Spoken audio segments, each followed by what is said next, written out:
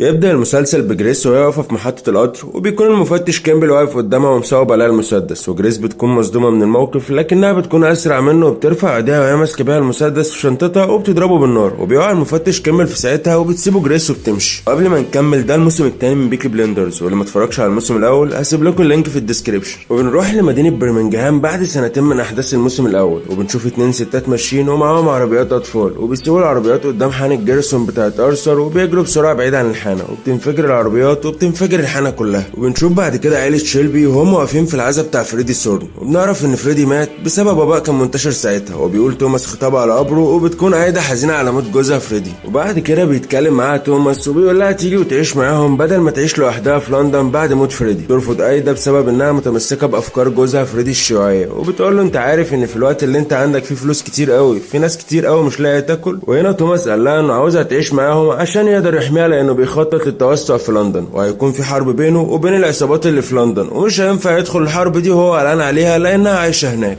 لكن بترفض عايدة وبتقوله انها دلوقتي تبع عائلة سورن وملهاش علاقة بعائلة شيلبي، وبتسيبه وبتمشي. واتضايق توماس وقال للعم بولي انه هيخلي رجالته يحموها لحد ما الحرب تنتهي. وبيروح توماس للحانة بتاعت جيرسون وبيتصدم لما بيشوف اللي حصل، وبيقول له مأمور الاسم تفتكر مين اللي عمل كده؟ وقال له توماس بيتهيألي الحريق ده بسبب الغاز، واداله فلوس وقال له يمشي. وراح بعد كده توماس لحانة البلاك ليون واللي بيجتمع فيها الايرلنديين، وبيجي له طفل صغير وبيسأل عليه وبيقول له تعالى ورايا، وبيروح توماس وراه لحد ما بيوصل المقر بتاعهم، وهناك بياخدوا منه سلاح والبلطو بتاعه وبيغطوا له وشه وبيدخلوه الاوضه اللي فيها القاده. واول ما بيكشفوا وش توماس بيلاقوا قدامه راجل وست، وسالهم مين اللي فجر الحانه بتاعتي. وهنا القائده اتريقت على توماس وقالت له انت معروف بانك واثق من نفسك وانك ما بتخافش من حاجه، بس الكلام هنا مختلف. وقال لها توماس ان الملك عرض هدنه على الجيش الايرلندي وانتوا جايين دلوقتي وبتطلبوا الحرب. ساعتها قام القائد اللي معاها وصوب عليه المسدس وقال له لو اتكلمت تاني هفجر دماغك. وهنا بص توماس للقائده وقال لها انت اسمك ايرين وعندك ابن اسمه شون وبيدرس في مدرسه تشيري، وانا متاكد انك هتزعلي قوي لو حصل له حاجه. وبصت له ايرين وهي مصدومه انه عارف عنها كل ده، وقالت للي معاها ينزل المسدس بتاعه، وقالت لتوماس ان هي كمان عارفه عنه كل حاجه، وهددته انه لو ما نفذش المطلوب منه فساعتها مش حانة جيرسون بس هي اللي هتتفجر.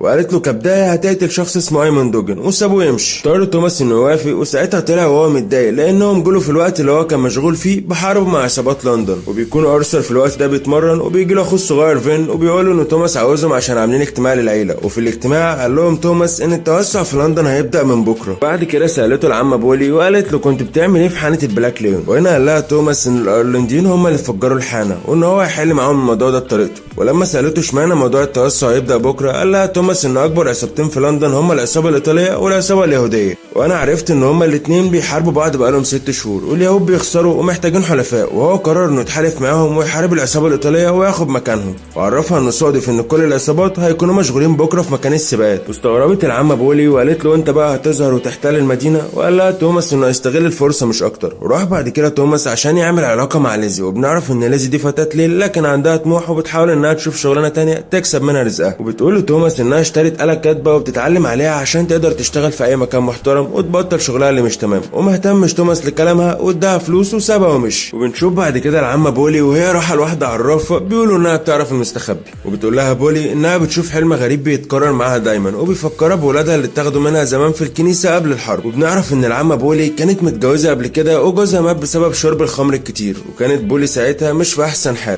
وعلشان كده الكنيسه خدت منها ابنها وبنتها لانهم شافوا انها مش تقدر تربيهم وحطوهم في دار ايتام. وقالت لها العرافه ان تفسير حلمها ده معناه ان بنتها مات. ساعتها خرجت العمه بولي وهي منهاره من العياط. وفي الوقت ده بيروح توماس عشان يقتل ايمون دوجن زي ما امرته ايرين، وبيضربه بالنار وبيموت في ساعتها. وتاني يوم بيروح توماس هو واخواته للكازينو بتاع سابيني رئيس العصابه الايطاليه في لندن، وبيدخلوا هناك وبيضربوا معظم الناس اللي موجودين في الكازينو. وبعدها قال لهم توماس احنا جايين هنا عشان نكون اصدقاء جدد، لكن لو حابين نبقى اعداء فانتوا عارفين مكاننا فين. وبعد كده راح توماس لليزي وقال لها انه عامل لها مفاجاه، وطلب منها تغمض عينها وتجرب تكتب اللي هيقوله، وقال لها جمله وكتبتها فعلا. وهنا قال لها توماس انه عاوزها تبقى السكرتيره بتاعته وهيديها مرتب كويس جدا، وفي المقابل تبطل شغلها اللي مش تمام للابد من غير اي استثناءات. وبتفرح ليزي وبتوافق لانها حست ان حلمها اتحقق اخيرا. وبينزل توماس من عندها وبيروح عشان يركب عربيته، اتفاجئ برجاله سابيني وهم طالعين عليه بالاسلحه وفضلوا يضربوا فيه. في نفس الوقت ده 3 من رجاله سابيني اتهجموا على عايده عشان عشان يخطفوها، وحاول توماس انه يقاوم لكن عددهم كان كبير وقدروا انهم يتغلبوا عليه وكسروا له عظمه لدرجه انه مبقاش قادر يقف مكانه. وقال له سابيني انت استغلت غيابي وتهجمت على الكازينو بتاعي وافتكرت ان الدنيا في لندن سهله، عاوز تيجي وتاخد لنفسك جنب وتتحالف مع اليهود ضدي وفاكرها هتعدي بالسهل، تبقى بتحلم.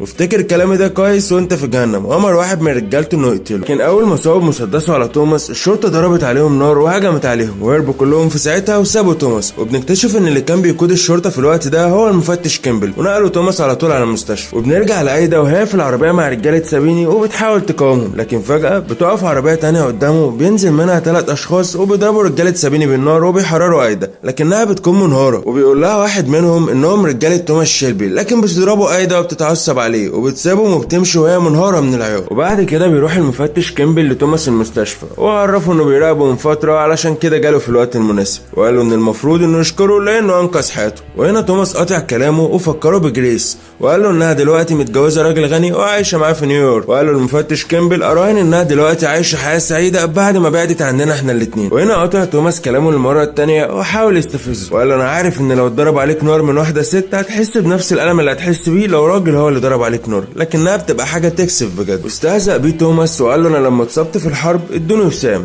اراهن انك ما خدتش وسام لما ضربتك بالنار. وسأله ممكن توصف لي احساسك كان ايه ساعتها؟ اراهن انك بتشوف صورتها في كل مره بتسند فيها على عكازه. ساعتها اتضايق المفتش كيمبل وتعصب على توماس وفهمه انه عارف انه قتل ايمون دوجن وعنده شهود بكده، وقال له انا عاوزك في مهمه معينه وانت غصب عنك هتنفذها، وهدده انه لو ما نفذش اللي هيطلبه منه هيعدمه عشان جريمه القتل. وقال له لما تبقى تعرف تقف على رجليك هقول لك اللي عاوزه منك، وسابه ومشي. وفي الليل بيروح توماس لرجالته في المينا وبيستغربوا جدا لان الدكاتره قالت لهم انه مش هيخرج قبل شهر، لكن توماس بيقول لهم ان عنده حاجات لازم يعملها في لندن وعرفهم انه رايح بالمركب. وقال له واحد منهم وبنعرف ان اسمه كيرلي يروح معاه عشان يساعده هم في الطريق لحد ما يوصلوا لندن. وبعد 4 ايام بيوصل توماس لندن وبتكون صحته اتحسنت، وبيروح عشان يقابل رئيس عصابه اليهود إلفي سولومونز وقعدوا يتكلموا مع بعض. وقال له إلفي انا سمعت ان الشرطه هي اللي انقذت حياته، وعرفه توماس انه بيدفع للشرطه عشان الحمايه، وفهمه إلفي انه مش بيثق فيهم. وقال له توماس ان سابيني بيدفع للشرطه وبيستعين بيهم دايما، عشان كده هو اللي بيكسب الحرب ضدك وانت اللي بتخسر. واتضايق إلفي واعترض على كلامه وقال له طالما انا لسه عايش يبقى الحرب لسه ما خلصتش. فهمه ان الحرب محتاجه صبر، وقال له انت جاي دلوقتي طبعا عشان تتحالف معايا وفاكر اني محتاج لك، لكن اللي انت ما تعرفوش ان انا اللي هكسب في الاخر. وصوب مسدسه على توماس وفهمه انه عارف بخيانته لبيلي كيمبر قبل كده، وقال له لو العرض اللي انت جاي تقدمه ما عجبنيش هتموت دلوقتي. ساعتها قال له توماس انه عارف ان سابيني هو اللي مسيطر على السباقات بتاعت إلفي في لندن، ومش بس كده ده كمان بيعمل صفقات عشان يستولى على مصنع الخمر بتاعه، وعرفه انه يقدر يوفر له 100 راجل مسلح في خدمته، وكمان هيخلي الشرطه كلها في جيبه. وافق إلفي على العرض واتفقوا على كده. ويروح بعد كده توماس عشان يقابل اخته ايدا وبيقول لها انها لازم تتنقل من الشقه اللي عايشه فيها علشان المكان هنا خطر عليها. واعترضت ايدا على كلامه وقالت له ما يتدخلش في حياتها، لكن توماس فاجئها وقال لها انه اشترى لها فيلا في لندن واداها المفتاح، وعرفها انه كاتبها باسمها ومن دلوقتي تقدر تعيش فيها هي وابنها كارل في امان. وبتفرح ايدا وبتوافق على العرض. وبعد كده بيروح توماس عشان يعمل مفاجاه للعمه بولي يوم عيد ميلادها، وخدها هو واخواته وراحوا الفيلا وعرفها انها من دلوقتي تقدر تعيش هنا براحتها، وقال لها انه كاتبها باسمها هي كمان، واداها ارثر المفتاح وقال لها الف مبروك. وقعد معاها توماس وفهمها انه عارف انها راحت للعراف، وسالها ليه ما قلتليش انك بتدوري على اولادي، وقال لها انه كلم ناس في الكنيسه وهيجيبوا له اخبارهم قريب، ولو لسه عايشين هجيبهم عشان يعيشوا معاكي هنا. وبتتفاجئ العمه بولي ان توماس عرف كل ده وبتفرح بالخبر ده جدا. وبنشوف المفتش كيمبل هنا وهو بيقابل وزير تشرشل وبيتفاجئ بيه وهو بيقرا رساله بعتها له توماس شيلبي، وقال له انه راجل حاصل على اوسمه في الحرب في فرنسا، وانه ما عندوش مانع ابدا انه يخدم بلده مره تانية، لكن هو عنده طلب واحد وهو انه يحصل على رخصه استيراد وتصدير دوليه، واللي عن طريقها يقدر انه يصدر ويستورد بشكل قانوني على مستوى العالم. وبيعترض المفتش كيمبل على طلب توماس، لكن الوزير قال له ان توماس جندي قدر انه يخدم بلده قبل كده في الحرب، واحنا دلوقتي طالبين منه انه يخدمها تاني، وفي مقابل كل اللي عمله واللي لسه يعمله، فانا شايف ان طلبه ده سهل جدا ان ننفذه له. ووافق على طلب توماس. واتضايق المفتش كيمبل جدا وفهم ساعتها ان توماس مش سهل زي ما كان فاكر، وقال للوزير تشرشل ان توماس راجل عصابات وبيشتغل في حاجات غير قانونيه كتير، وفهمه ان هو يخلص منه اول ما ينفذ مهمته. وقال للوزير تشرشل اعمل اللي انت عايزه. وبنرجع لتوماس واللي قدر انه يعرف مكان مايكل ابن العمه بولي، وراح هناك عشان يتفاهم مع والدته بالتبني، وشاف مايكل وقال له ان امه عايشه وعاوزه تشوف، واداله الكارت اللي فيه عنوانهم في مدينه برمنجهام. لكن اتضايقت ام مايكل جدا وخافت لابنها اللي بتحبه يضيع منها، وراح توماس عشان يبلغ العمه بولي بالخبر، وقال لها انه عرف ان بنتها ماتت بسبب المرض، لكن الخبر الحلو ان ابنها مايكل لسه عايش، وعرفها انه شاف ابنها بنفسه واتكلم معاه، لكنه رفض يديها عنوانه وقال لها انه هيديها العنوان اول ما مايكل يتم 18 سنه، لانه ساعتها هيكون مسؤول عن نفسه بشكل قانوني ويقدر ياخد قراره بنفسه. واتضايقت العمه بولي ساعتها جدا وصوبت عليه المسدس، وهددته انه لو ما عرفهاش العنوان هتقتله، لكن توماس فهمها انها لو قتلته مش هتقدر تعرف مكان ابنها ابدا. تستسلم العمه بولي لقرار توماس وبتسيبه وبتمشي، وبيروحوا كلهم عشان يحتفلوا بافتتاح هانك جارسون بعد الانفجار اللي حصل. وتاني يوم بتتفاجئ العمه بولي بشاب واقف قدام باب بيتها وبيسالها عن واحده اسمها اليزابيث جراي، وبنعرف ان ده اسم العمه بولي الحقيقي. ولما سالته عاوزها ليه قال لها انها امه وعرفها انه اسمه مايكل. واتصدمت العمه بولي من اللي بيحصل ورحبت بيه وقدمت له اكل وقالت له انها امه، وقال لها مايكل انه كان حاسس بكده اول ما شافها. وفي الوقت ده العمه بولي كانت فرحانه بابنها جدا، وهنا دخل ارثر وجون وسالوها مين ده، لكن توماس دخل وراهم وعرفهم ان ده مايكل ابن عمتهم بولي، ورحب بيه جون وارثر وقال له توماس انه مبسوط بوجوده معاهم. وقامت العمه بولي وحضنته قدامهم وخدهم توماس وخرجوا، وراح بعد كده 100 راجل لإلفي حسب الاتفاق بقيادة واحد من رجالة توماس واسمه بيلي علشان يبقوا من رجالته زي ما وعد توماس. بنشوف بعد كده توماس وهو مجتمع بعيلته، ولأن العمة بولي هي المسؤولة عن خزنة العيلة فبيقول لها توماس انه ياخد 1000 جنيه عشان يشتري بيها حصان عربي معروض في مزاد الحصانة اللي في لندن، على امل انه يكسب في السبق بتاع الحصانة ضد الحصان بتاع سابيني. وبتستغرب العمة بولي لان السعر ده وقتها كان اكبر بكتير من انه يشتري حصان واحد، لكنها بتوافق في النهاية لان توماس كالعادة قال لها انه عارف هو بيعمل ايه. وبيروحوا كلهم المزاد وبيكون معاهم مايكل ابن العمة بولي، وبيدخل توماس المزاد على الحصان وبيقدر انه يكسب الحصان في المزاد. وهناك بيقابل ماي واللي بتقوله انها مدربة خيول وانها معجبة قوي بالحصان العربي اللي هو اشتراه، واديت له الكارت بتاعها وقالت له لو فكرت تدرب الحصان بتاعك للسبق كلمني. وقال لها توماس هشوف وسابها ومشي. وتاني يوم بيروح توماس يقابل مفتش كيمبل عشان يقول له هم طالبين منه يعمل ايه، لكن توماس بيتصدم لما بيشوف الاتنين القادة الايرلنديين موجودين هناك. وبيقول المفتش كيمبل عرفت بقى انا ازاي عارف عنك كل حاجة، وعرفوا انهم تبعوا وان الجيش الايرلندي متحالف مع الملك في الوقت الحالي، وفهموا انهم طالبين منه يقتل ضابط انجليزي فاسد، ومن مصلحتهم ان محدش يعرف انهم متورطين في الموضوع ده، علشان كده قرروا ان توماس هو اللي يقوم بالمهمه دي. وقال له القائد الايرلندي انه ما عندوش خيار تاني، وانه لو ما نفذش اللي طالبينه منه هيقتلوه. واتضايق توماس جدا لانه حاسس انه بيتلعب بيه، وقال لهم رغم كل اللي انتوا قلتوه لكن انا مش موافق، وسابهم وخرج. طلع وراه المفتش كيمبل وقال له انت وعدت الوزير تشرشل انك هتنفذ المهمه المطلوبه منك، وعلى الاساس ده قدرت انك تحصل على رخصه الاستيراد والتصدير. وهنا قال له توماس انه مش معترض ولا حاجه، لكنه عرف ان القائد الايرلندي اللي معاهم اسمه دونالد هنري، وعرفوا انه بيشتغل جاسوس مع جزء من الجيش الايرلندي اللي ضد التحالف مع الملك، وفهموا انه بنقول لهم كل كلمه. استغرب المفتش كيمبل جدا ان توماس عارف كل ده، وقال له توماس انا متاكد من كلامي والمهم انا هقبل بيها اول ما تقول لي انك اتخلصت من الجاسوس ده. وخد الملف بتاع الضابط الانجليزي وسابه ومشي. وبيروح بعد كده ارثر ومعاه رجاله كتير للكازينو بتاع سابيني باوامر من توماس، وبيضربوا كل رجاله سابيني، وبيضرب ارثر المساعد بتاعه وبيكسره خالص، وبيقول له ان الكازينو دلوقتي بقى بتاعهم بامر من البيك بليندرز. وبيكون توماس في الوقت ده قاعد في مكتبه وبيدخل عليه مايكل وبيقول له انه جاي دلوقتي عشان يقدم في وظيفه المحاسب اللي كان رافعها توماس في الجريده. وبيرفض توماس في البدايه لان العمه بولي كانت مفهماه انها مش عاوزه تدخل مايكل في شغل العيله، وعاوزاه يطلع كويس ويبعد عن شغل العصابات، لكن مايكل كان ليه راي تاني، وقعد وقال لتوماس انه بيفهم في الحسابات كويس جدا، وعرفه انه واخد كورسات في المحاسبه في اكتر من جامعه، وقال له انا عارف انكم عصابه وناوي اكمل معاكم على الاساس ده. واضطر توماس انه يوافق لما شاف اصراره، بس قال لمايكل ياخد موافقه العمه بولي الاول. وبنشوف بعد كده ماي وهي واقفه مع توماس في مقر العصابه في مدينه برمنجهام، وكان طالبها توماس لانه وافق انها تاخد الحصان بتاعه وتدربه عشان يكسب السبق. وراحت بعد كده مع توماس واستلمت الحصان. وبعد كده بيكونوا كلهم في الكازينو بيحتفلوا بانضمام مايكل معاهم في شغل العيله بعد ما العمه بولي وافقت انه يشتغل معاهم، وبيديله توماس ساعه هديه وبيفرح بيها مايكل جدا، وبيكملوا احتفال. وبيروح بعد كده توماس وبيجتمع مع اخواته والعمه بولي، وبيقول لهم انه ابتدى يشتغل في استيراد وتصدير الكحول مع إلفي رئيس عصابه اليهود. بيعرف ارثر ان هو اللي هيبقى مسؤول بعد كده عن الشغل اللي بينه وبين إلفي، وبيكون توماس في الوقت ده فرحان لانه حاسس ان كل حاجه ماشيه زي ما هو مخطط بالظبط، لكن اللي هو ما يعرفوش ان سابيني كان له راي تاني. وبنشوف بعد كده سابيني وهو رايح لإلفي عشان يتحالف معاه، وبيلومه عشان دخل ما بينهم عيله شيلبي، وبيحاول يتفاوض معاه وبيقول له احنا طول عمرنا اخوات، صحيح ساعات بنتخانق وفي اغلب الاوقات مش بنكون متفاهمين، لكن العلاقه اللي بيننا عمرها ما هتوصل للحرب. وقال له إلفي انت طول عمرك بتضطهد اليهود واحنا عمرنا ما كنا اخوات، لكن سابين اعترض على كلامه واعتذر له عشان يضطهدوا اليهود، وفهموا انه جاي النهارده عشان يتفقوا مع بعض ويبقوا واحد. وقال له غير صداقتنا الشرطه كلها هتبقى في جيبك، ده غير ان هيبقى ليك حصه في كل سباقات الحصانه اللي في لندن.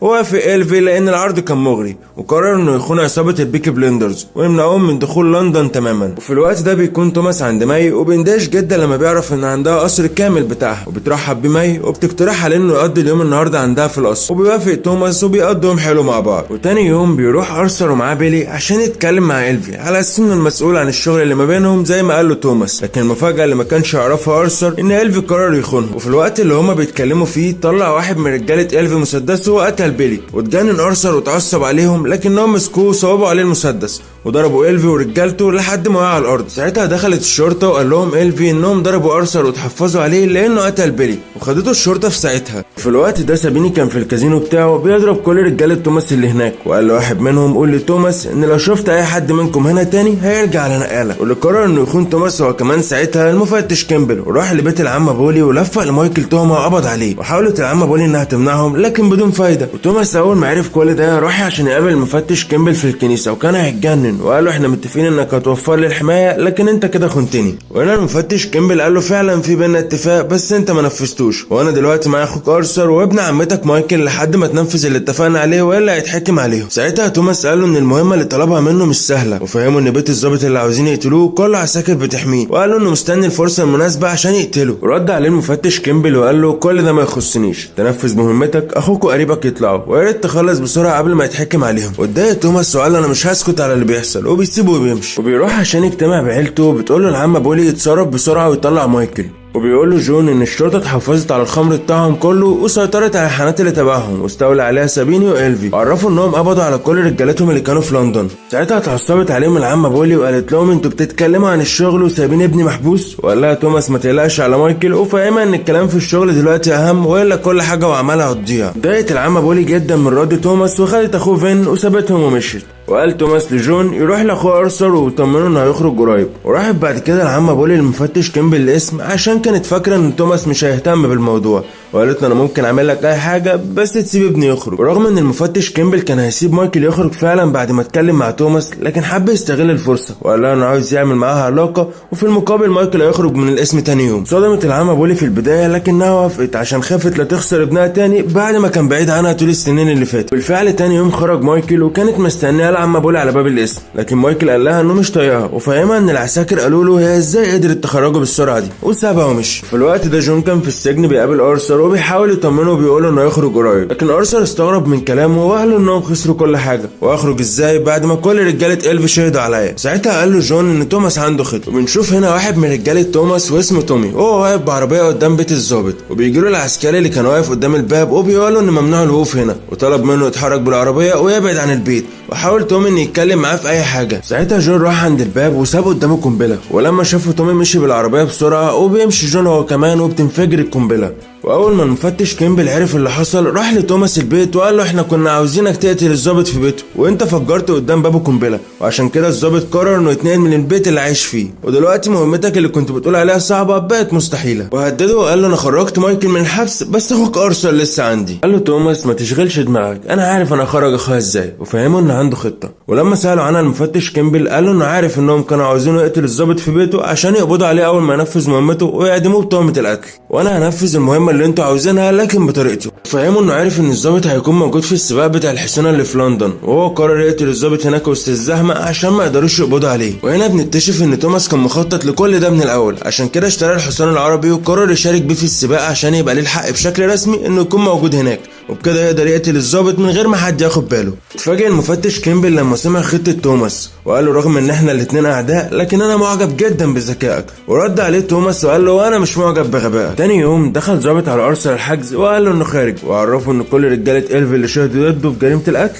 راحوا النهارده الصبح النيابه وغيروا شهادتهم. واستغرب ارثر وقال له الظابط ما تسالنيش ازاي لاني مش عارف. وبالفعل خرج ارثر، واول ما طلع لقى تومي مستنيه في العربيه. ما كانش مصدق انه طلع من السجن، وقال لتومي اموت واعرف توماس خرجني ازاي. وعرفوا تومي ان توماس مستني منه مكالمه عشان يتاكد انه طلع من السجن. وبنشوف توماس هنا وهو واخد واحد من رجالته وراح يقابل إلفي، ووقفوا المساعد بتاع إلفي على الباب وقال له انه يدخل لوحده. وامر توماس الراجل اللي معاه انه يستناه بره، ودخل عشان يقابل إلفي. لكن وهو في الطريق وقف جنب برميل خمره ونزل وربط جزمته. اول ما دخل لإلفي جات له المكالمه بتاعت ارثر وتاكد انه فعلا خرج من السجن، وقعد واتكلم مع إلفي. وهنا بنعرف ان سابيني خلف في وعده مع إلفي، وان الحصه اللي قال له عليها في سباقات الحصانه كانت مجرد كلام. واول ما توماس عرف باللي حصل عرض على إلفي انه يبقى شريكه في شركه الاستيراد والتصدير القانونيه بتاعته، لكن بنسبه 20%، ومن دلوقتي يقدر يصدر الخمر بتاعه بشكل قانوني. وكان خروج ارثر من السجن جزء من الاتفاق. ساعتها وافق إلفي على العرض، وامر رجالته انهم يغيروا شهادتهم لحد ما توماس يجي يقعد معاه ويمضي عقد الشراكه مع بعض. ده كان الاتفاق. لكن المفاجاه ان هما بيتكلموا مع بعض طلع إلفي ورقه مكتوب فيها ان النسبه بتاعته في الشركه هتكون 100%، وان توماس مش هيبقى ليه اي حاجه، وطلب منه يمضي عليها. ولما رفض توماس صوب عليه المساعد بتاع إلفي المسدس، وهدده انه هيقتله لو ما مضاش على العقد. وهنا بنتفاجئ بتوماس وهو بيقول انه هو داخل مصنع نزل وربط جزمته جنب برميل خمره، وعرفوا انه حط جنب البرميل قنبله كفيله انها تفجر المصنع كله باللي فيه. ده غير ان الخمره كمان هتساعد على الاشتعال. وقالوا ان الراجل اللي معاه اللي هو سايبه بره معاه ريموت القنبله دي، ولو ما خرجتش قبل الساعه 7 هيفجر المصنع كله، وساعتها كلها هنموت. وفهموا انه قدامه 5 دقايق. وهنا امر إلفي المساعد بتاعه انه يخرج ويقتله بسرعه، لكن توماس فهمه انه قايل للراجل ان لو اي حد خرج من المصنع غيره هيدوس على الزرار.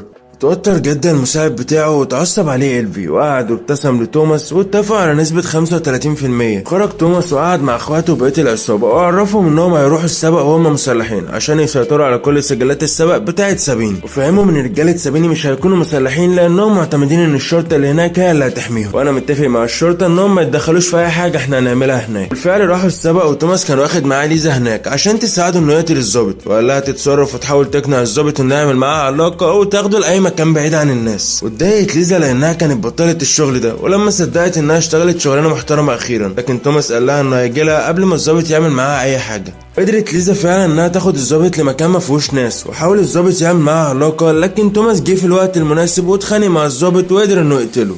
وراح بعد كده وقعد مع سابيني وقال له انت اللي خسرت، والحرب اللي بيننا طلعت انا منها الفايز. واتضايق سابيني وكان هيطلع مسدسه، لكن توماس قال له ان المكان كله شرطه وظباط كبار، ولو فكرت تطلع المسدس انت اللي هتزعل. ساعتها ارثر وبقيه العصابه كانوا بيضربوا رجاله سابيني اللي موجودين في السبق، وحرقوا كل السجلات الخاصه بالحصانه بتاعت سابيني وسيطروا على السبق. وبيكون في الوقت ده المفتش كيمبل بيتكلم مع وزير تشرشل في التليفون في مكان السبق، وبيطمنوا ان المهمه تمت بنجاح. لكن فجأة بتجيله العمة بولي وبتقوله ان توماس هو اللي قالها انه موجود هناك، ووقفت معاه وطلعت المسدس بتاعها وقالت له انت استغلتني اسوأ استغلال، عشان كده مش هيبقى صعب عليا ان اقتلك دلوقتي، وضربته بالنار. وقالت له اوعى تفكر تلعب مع البيكي بليندرز. وساعتها مشيت وهي فرحانه، وراحوا كلهم لحان الجيرسون مع ارثر واحتفلوا بنجاحهم في السيطره على لندن. ودخل توماس على مايكل المكتب وشربوا مع بعض الكاسين، وقعد وقال له انه بيفكر يتجوز. وانتهى الموسم الثاني من المسلسل، ويا رب يكون عجبكم. واللي حابب يتابعنا ويشوف بقيه الافلام اشترك وفعل الجرس.